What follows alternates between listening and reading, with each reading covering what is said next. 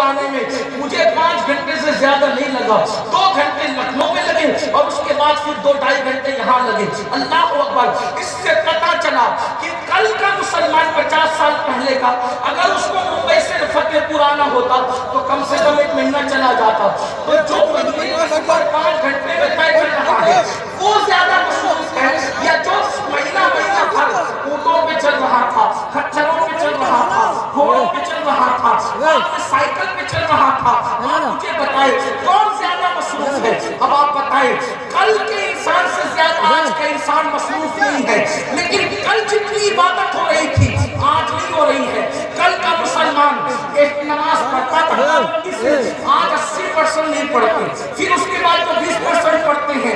کل کا مسلمان فجر کی 4 پڑھتا تھا، حنفی ہے، روزوان کی 12 پڑھتا تھا، عصر کی 8 پڑھتا تھا، مغرب کی 7 پڑھتا تھا، پھر اوابین کی 7 میں ملاتا تھا، عشاء کی کم سے کم 17 پڑھتا تھا۔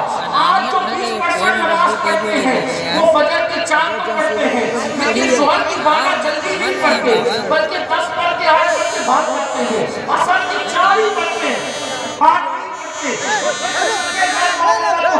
اسی طریقے سے مغرب کی 5 یا 3 پڑھ کے نکل جاتے ہیں۔ اتنی جلدی بھاگتے ہیں کچھ نمازی لوگ کہ ان کو دعا کرنے کا بھی موقع نہیں، ان کو دعا کرنے کی بھی فرصت نہیں، اور سہرا تو شاید ہی لوگ پڑھتے ہوں گے، زیادہ تر جو ہے 3 جو ہے 4 اور 3 اسی طریقے سے 9 عشاء ہو جاتی ہے۔ حالانکہ میں یہ نہیں کہتا کہ حرام کر رہے اور یہ کر رہے نہیں، لیکن اتنا ضرور کہوں گا جو مصروف لوگ تھے وہ سکرا کر رہے تھے، اور جو لوگ کم مصروف ہیں وہ صرف 9 پڑھ کے مسجد سے بھاگ رہے۔ کیوں؟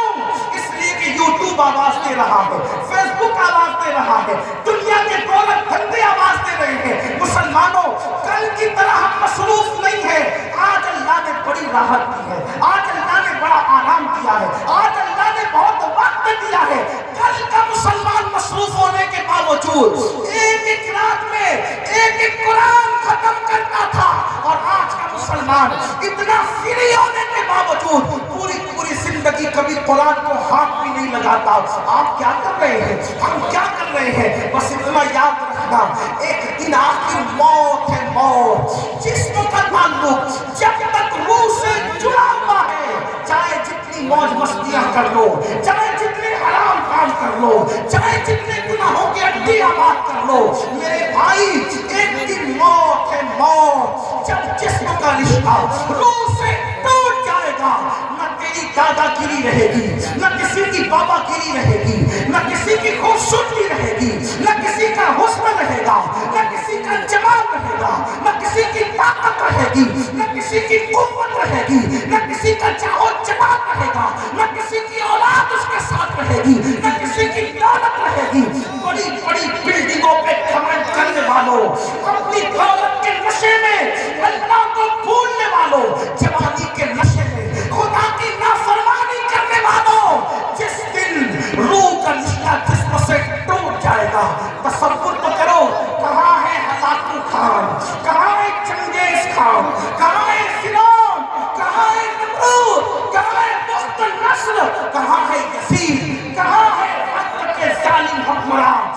آج ان کی قبروں کا نشان نہیں، جنہوں نے لوگوں کی کھوپڑیوں میں شراب پیا تھا۔ توجہ کرنا، دولت کے نشے میں لوگوں پہ ظلم کرنے والوں، اقتدار کے نشے میں لوگوں پہ ظلم کرنے والوں، جوانی کے نشے میں لوگوں پہ ظلم کرنے والوں، آپ کیا میں کیا اتنی طاقت اور سطوت اللہ نے لوگوں کو دی تھی کہ لوگوں نے جام اور برتن کی بجائے لوگوں کی کھوپڑیوں میں شراب پی۔ ایسے بھی لوگ گزرے موج مستی کرنے والے۔ مغلوں کا ایک لڑکا تھا جسے لوگ شہزادہ کہتے، نام نہیں لوں گا۔ ایک بار اس کی داشتہ یعنی جس کے ساتھ اس کا افیئر چلتا تھا، ایک بار اس کے ساتھ بیٹھی تھی، اس سے کہا شہزادے میں نے کسی کو کبھی مرتے نہیں دیکھا، توجہ کرو، میں نے کبھی کسی کو مرتے نہیں دیکھا۔ اس نے کیا کیا؟ اٹھائی بندوق اور چلا دی رستے پہ چلنے والے مسافر پہ، میری جان نہیں مرتے دیکھا تو مرتے دیکھ لو۔ وہ تڑپ گیا۔ یاد رکھنا ظلم کرنے والا جب ظلم کرتا ہے تو یہ بھول جاتا ہے بڑا میں